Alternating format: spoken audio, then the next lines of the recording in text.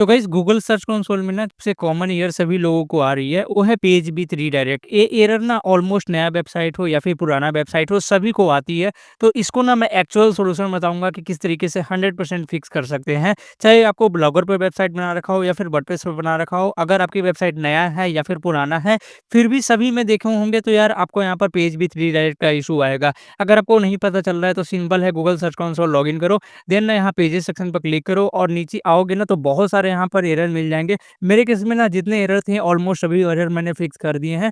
कुछ-कुछ एरर सभी बाकी हैं, उसको मैं फिक्स कर रहा हूँ। जैसे पेज विथ रीडायरेक्ट एरर है, इसको कैसे फिक्स करते हैं मैं दिखा देता हूँ। सबसे पहले मैं ओपन कर देता हूँ और इसका ना मैं एक्चुअल कारण बताएँ तो गाइस जब भी आपकी वेबसाइट के ऊपर में ना साइट मैप डिटेक्ट नहीं हो पाती है ना, गूगल आपकी वेबसाइट का साइट मैप डिटेक्ट नहीं कर पाता है, तब जाकर ये रीडायरेक्ट एरर आती है, पेज विथ रीडायरेक्ट का इशू आती है। अब इसको ना कैसे देखना होता है मैं बताता हूँ। सबसे पहले ना यहाँ पर जाना है और एक्चुअल प्रॉब्लम जानने के लिए ना ये जो इंस्पेक्ट यूआरएल है इस पर क्लिक करना है और थोड़ा-सा टाइम लगेगा और आपको बता देगा कि एक्चुअल एरर क्या है और साइट मैप डिटेक्ट नहीं होने के कारण ही ये चीज़ का प्रॉब्लम होती है। तो ये देखो मैंने आपको बताया था ना कि जब भी यहाँ पर देखोगे ना तो आपके केस में सेम इश्यू आ रही होगी, यहाँ साइट मैप देखोगे और ये देखो no referring site map detected और इसी की वजह से मतलब साइट मैप डिटेक्ट नहीं कर पाया, इसीलिए ये यहाँ पर यूआरएल को इंडेक्स नहीं करा पाया है। और यहाँ पर देखो यूआरएल के आगे ना यहाँ पर कुछ-कुछ डेट्स वगैरह लग चुके हैं और ये एरर ना आपके केस में कुछ अलग टाइप से हो सकता है, लेकिन आपके केस में भी साइट मैप देखोगे तो डिटेक्ट नहीं कर पाएगा, तभी जाकर ये इशू आती है। और यहाँ पर भी देखोगे ना जो रेफरेंस साइट मैप ले रहा है वो ए ले रहा है,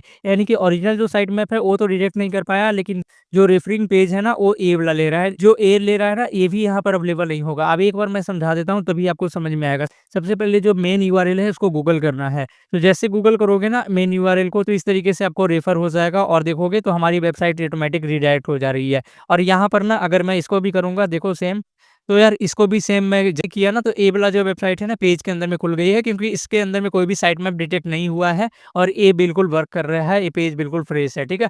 तो हमारे पास ना इश्यू आ जाती है इसी की वजह से कि यार कि ये वाला जो रेफरिंग पेज है ये तो ले लिया है सही एक्चुअली, लेकिन जो एक्चुअल जो साइट मैप है वो डिटेक्ट नहीं कर पाया है। तो सबसे पहले आपको चेक कर लेना। बाकी देखो गूगल का जो काम है कोई क्रॉल करना तो 13 मई को क्रॉल कर लिया है। देन यहाँ पर यहाँ देखोगे लास्ट क्रॉल करना, फिर बोट के द्वारा क्राउल किया गया है और क्राउडर अलाउ ही है आपके पेज में और पेज को सक्सेसफुल फेच भी किया है और यहाँ इंडेक्सिंग भी अलाउड है, यानी कि गूगल में देखोगे तो इंडेक्सिंग है। अब एक्चुअल इंडेक्सिंग देखने के टेस्ट लाइव यूआरएल पर क्लिक करनी है और भाई आप ये नोटिस करोगे कि गूगल तो अपनी लाइव यूआरएल में आपकी वेबसाइट को इंडेक्सिंग करा रखा है, ये देखो, लेकिन आपका रीडायरेक्ट इशू के चक्कर में आपकी वेबसाइट इंडेक्सिंग नहीं हो रहा है, ठीक है? गूगल की तरफ से तो लाइव हो चुकी है लेकिन ये इंडेक्सिंग में दिखा नहीं रहा है। अब इसका ना एक्चुअल मीनिंग क्या है तो यहाँ पर देखोगे तो जाकर आपको पता चलेगा। तो चलो अब मैं सॉल्यूशन की ओर बढ़ता हूँ, क्योंकि मैंने आपको प्रॉब्लम बता दिया। तो सिंपल सी है, सबसे पहले ना वेबसाइट को कॉपी करना है और यहाँ पर आपको गूगल करना है मेन यूआरएल को और यहाँ पर आपको ना गूगल करने के बाद सर्च करना है साइट मैप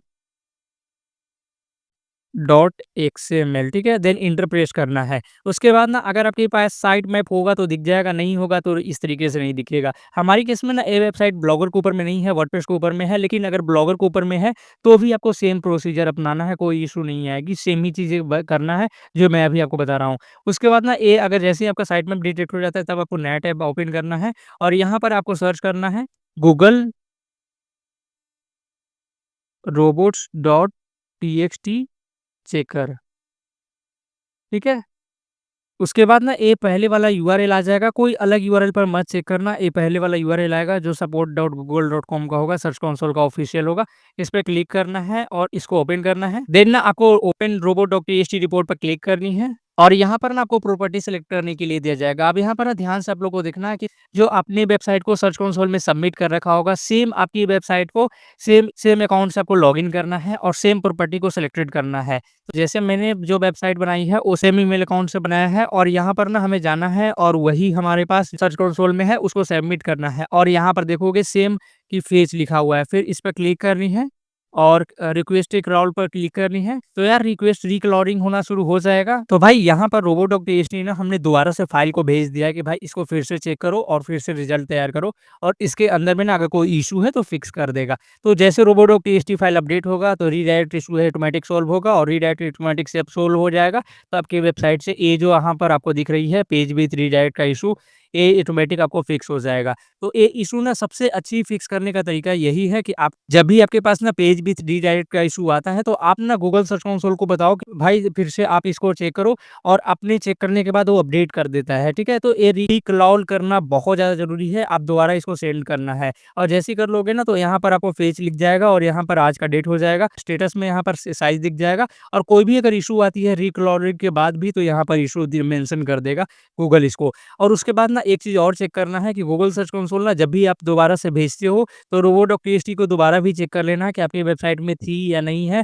तो एक बार यहाँ पर आपको लिखना है robots.txt, ठीक है? उसके बाद इंटर प्रेस करना है, तो ये देखो हमारी वेबसाइट में robo.txt ऑलरेडी मेंशन है। सिर्फ़ इसको रिक्लॉलिंग करना है, जब रिक्लॉल करके रिपोर्ट बनाएगा, दोबारा आपके पास रिक्लॉल करके रिपोर्ट भेजिएगा, तो यार ऑटोमैटिक आपकी वेबसाइट का वो प्रॉब्लम है पेज विथ रीडायरेक्ट का, ऑटोमैटिक आपके पास फिक्स हो जाएगा। ये सबसे आसान तरीका है, और इससे तरीका मतलब कोई अलग तरीका है ही नहीं, और इसके अंदर में ना कुछ टाइम लग सकता है, 10 से 15 दिन लग सकता है, मेबी 1 मंथ तक भी जा सकता है, क्योंकि थोड़ा-सा टाइम होती है, गूगल सर्च कंसोल में जाना होता है, देन आपको फिक्स करना होता है। और ब्लॉगर केस में थोड़ा-सा ज़्यादा टाइम लगेगा, हालाँकि वर्डप्रेस में तो ऑटोमैटिक कई बार फिक्स हो जाता है, क्योंकि वहाँ पर प्लगइन्स होती है, जैसे रैंक मैथ वगैरह प्लगइन्स यूज़ करते हो, तो ऑटोमैटिक वो फिक्स कर देता है, रीडायरेक्ट इश्यू को ऑटोमैटिक वो रिज़ॉल्व कर देता है। लेकिन ब्लॉगर भाई लोगों को यार प्रॉब्लम होती है जब नया वेबसाइट होता है या फिर पुराना वेबसाइट होता है, क्योंकि रिक्लॉलिंग कराना, फिर तुरंत इंडेक्स कराना, उसके बाद गूगल सर्च कंसोल पर जाना, फिर रीडायरेक्ट इश्यू को फिक्स करना थोड़ा-सा चैलेंजिंग होता है।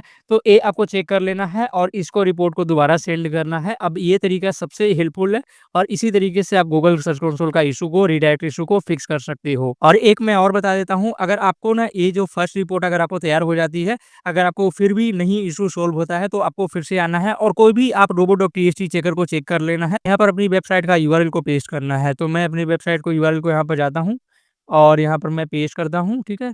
और देन यहाँ से मैं रिमूव करता हूँ। देन चेकअप सेक्शन पर क्लिक करनी है। अगर कोई इश्यू होगी तो ये भी आपको फेच करके बता देगा। हालाँकि यार ये वेबसाइट अच्छी नहीं है, मैं दूसरी वेबसाइट दिखाता हूँ।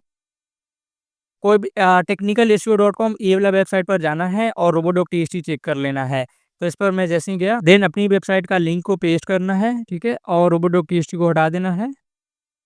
उसके बाद ना यूज़र एजेंट में ना गूगल बोट सिलेक्टेड करना है, और गूगल बोट में हमारा कौन-सा था, तो यहाँ पर फिर से आना है। यहाँ पर हमारा आना है, और हमारा जो गूगल बोट में था क्राउल्ड हुआ था गूगल बोट स्मार्टफ़ोन के द्वारा, ठीक है? तो हमें यहाँ पर आना है और यहाँ सेलेक्ट करना है गूगल स्मार्टफ़ोन, ठीक है?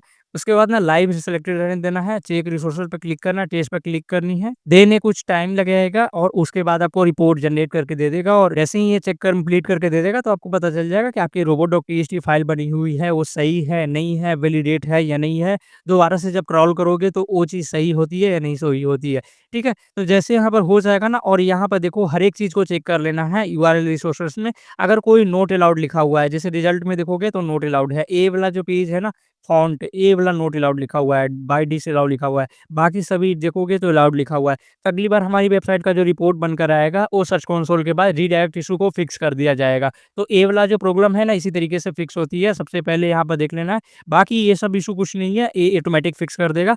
जैसे ही ये वाला आप प्रोसेस को फेच करवाते हो, दोबारा से जैसे ही भेजते हो, तो ऑटोमैटिक रिक्लॉल करेगा और ऑटोमैटिक आपको वेबसाइट का प्रॉब्लम को फिक्स कर देगा। ब्लॉगर वेबसाइट दोनों में ये काम करेगा, इस तरीके से आपको करना है। तो आई होप गाइस आप लोगों को वीडियो पसंद आई हो। वीडियो पसंद है, वीडियो को लाइक करो, चैनल पर नए हो चैनल को सब्सक्राइब करो, और इस तरीके का जितने भी सर्च कंसोल में एरर आ रही है, मैं सभी का एक प्लेलिस्ट बना रहा हूँ। प्लेलिस्ट के अंदर मैं सभी एरर के बारे में डिस्क्राइब करूँगा, किस तरीके से फिक्स होती है।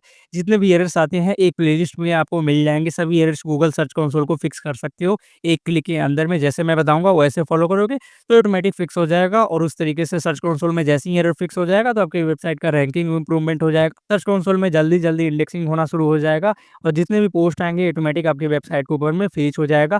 उसके बाद गूगल के अंदर में जितना जल्दी हो सके इंडेक्सिंग भी हो जाएगा।